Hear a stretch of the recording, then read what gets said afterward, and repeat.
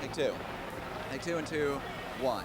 This is as close as we can get to the base of the World Trade Center. You can see the firemen assembled here, the police officers, FBI agents, and you can see the two towers. A huge explosion now, raining debris on all of us. We better get out of the way.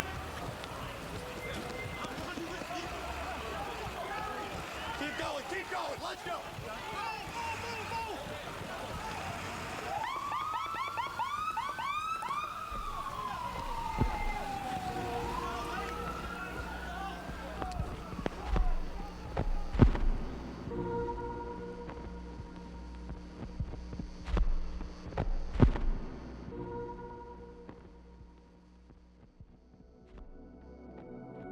What do old recordings of Muzak radio stations, an American musician, and the tragic events of September 11th, 2001 have in common? The answer is one of the most fascinating ambient projects ever created, an album known as the Disintegration Loops.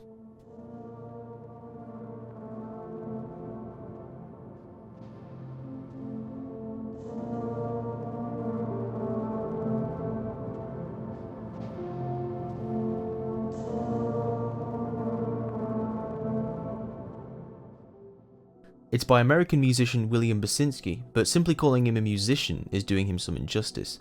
To be more specific, he works in creating avant-garde sound and video projects, as well as playing the clarinet and saxophone. Personally, I've always had a fascination with how music can be expanded on as an art form. I'm very lucky to have access to a nearby art space known as the Yorkshire Sculpture Park, which over the years has had many prominent artists take over entire spaces of the land to transform into their own installations. One particular installation was by American-born video artist Bill Viola, who covered the entire exhibition space in blackout material and played atmospheric looping videos on the walls. Most of his pieces can slowly evolve over a long period of time to then slowly loop perfectly back to where they began.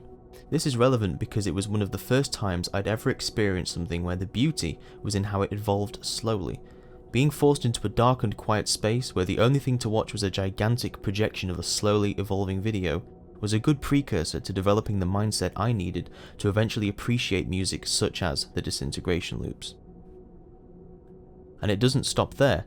Ambient music is often paired with stories, concepts, and other art forms.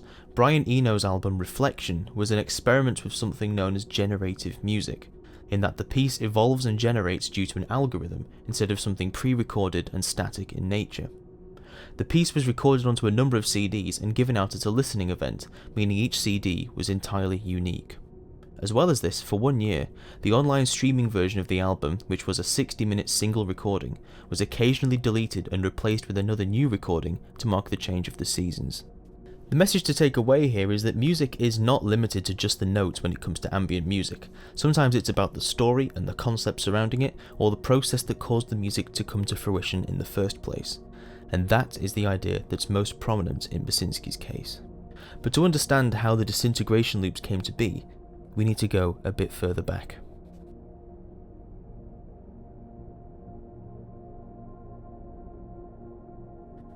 William Basinski grew up in the 60s. His father worked on the space program for NASA, and so he spent part of his childhood in Houston, where they were working on parts of the Apollo lunar module. He describes his first musical epiphany as watching the Beatles on the Ed Sullivan Show, and said it caused quite an explosion in all our brains. He notes that during the 60s, every time a new Beatles album came out, him and his brother would be on the living room floor blasting it, taking it in turns to look at the cover.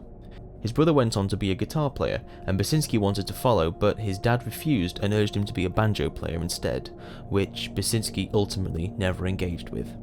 Growing up at school, he was involved with the school's band, and his mother urged him to join the choir, but he says he was already getting beat up enough, so I did not want to take that.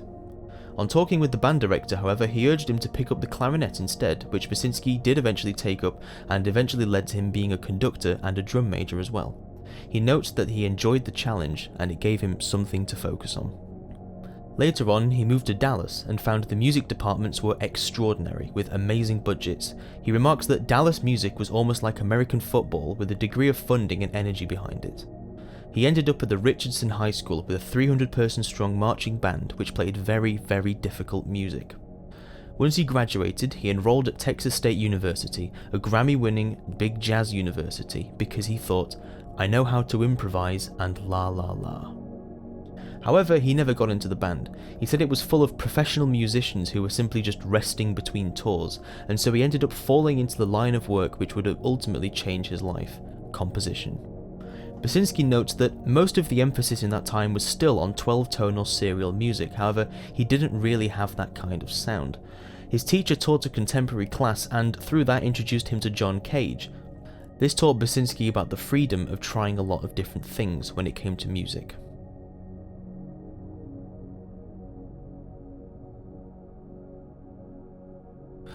Basinski started to experiment with tape by covering up the erase head on a Walkman with sellotape and recording the electric piano that he owned. It was also around the time he met his friend and future lover James Elaine, who Basinski calls the guru or king of this group of all these crazy artist people on the other side of the campus. Elaine wanted to hear what Basinski was working on, and upon hearing the electric piano experiments he thought it was extraordinary and encouraged him to keep going. Shortly after that, the two of them moved to San Francisco together, and Basinski began listening to all his records and reading all of his books to try and absorb how to approach art. It was around this time as well that he discovered two important albums: Steve Reich's Music for 18 Musicians and Brian Eno's Music for Airports. He was taken aback at how that music was allowed, and began learning about how these tape machines were used to create feedback loops. He planned to get a tape machine from a junk store and ultimately came into possession of a Norelco Continental. Norelco Continentals had no bells and whistles on them. They could play at 4 different speeds and even be used to make playlists by playing at slower speeds with an evening's worth of music loaded up onto it. Basinski calls it a precursor to the iPod in some senses. His experimenting didn't stop there, however. He once recorded the compressors in his refrigerator and slowed it down, noting how it had beautiful overtones. He called this process recording the sounds of San Francisco.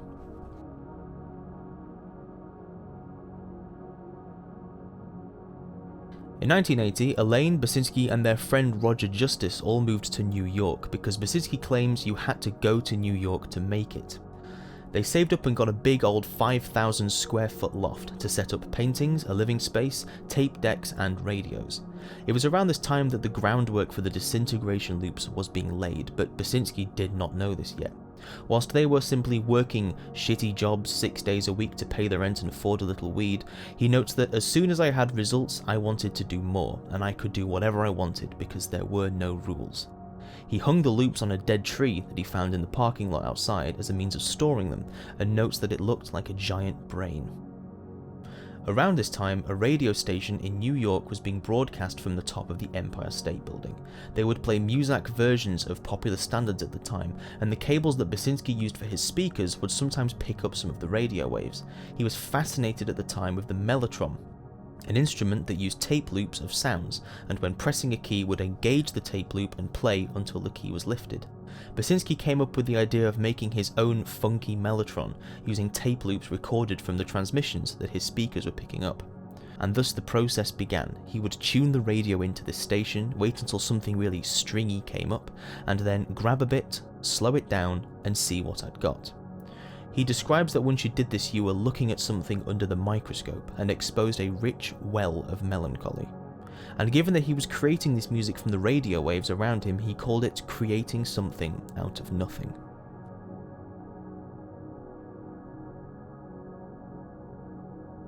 The trio moved to Williamsburg, Brooklyn, and created an underground music venue called Arcadia. They created a studio with the money they had saved up with MIDI synthesizers, the whole works. They had people come over and put on concerts and work on their own experimental music, and Basinski describes it as being sort of like a theatre group in a way. Basinski's first public release came out in the 90s when his neighbour at the time, Carsten Nicolai, who founded the record label Noton, heard his music and asked to release a record. This was the album Shortwave Music, and Basinski was thrilled because it was so beautiful. However, with little public reception, it just disappeared and nothing happened.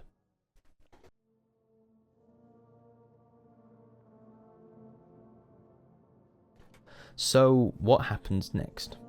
Basinski describes a room at the back of the loft that they all dubbed the land that time forgot, which was used for storing paintings, paint, boxes and more.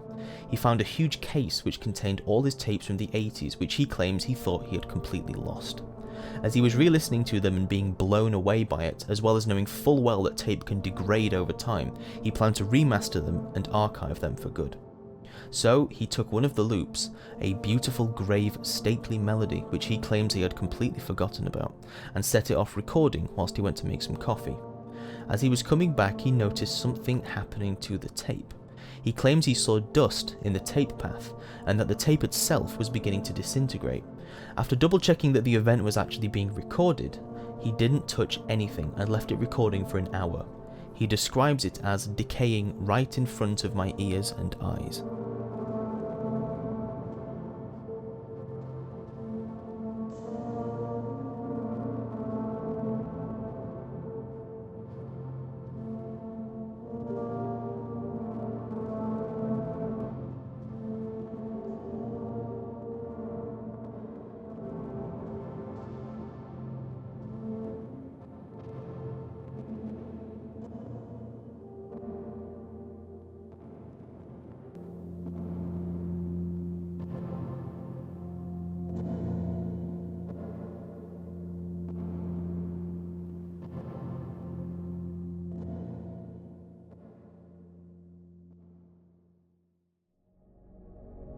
He remembers thinking that this is not about you don't need counter melodies, and simply set the recording going and left them to do their own thing in their own time.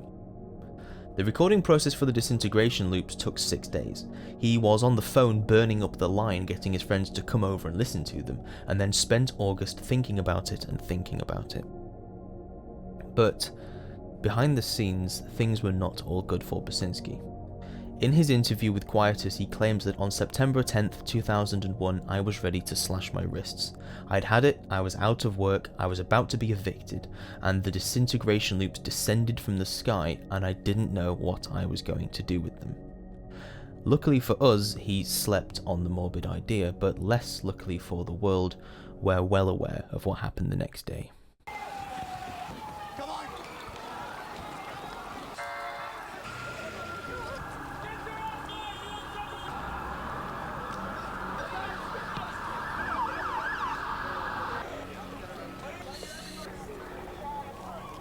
I don't have a radio now, so.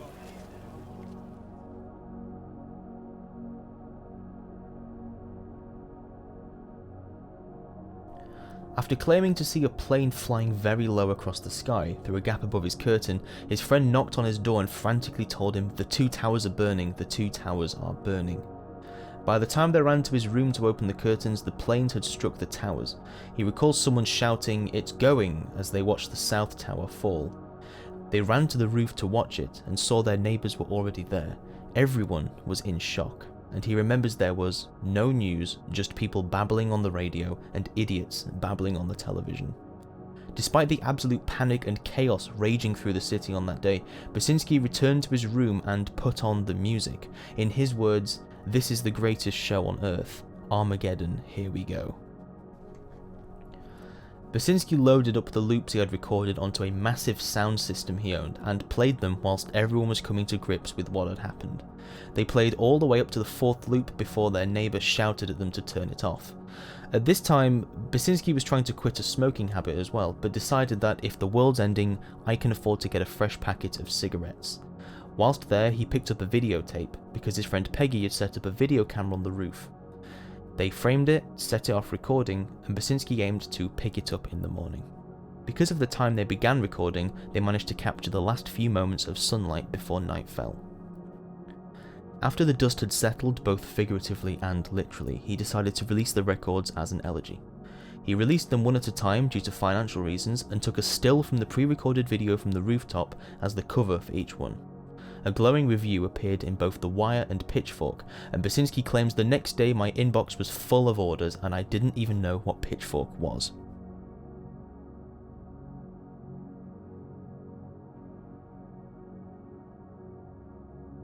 The 9/11 Memorial Museum acquired the video and it was turned into a piece for display. Since then, an orchestral version of the Disintegration Loops by Maxim Mostyn was arranged and performed as part of a remembrance anniversary.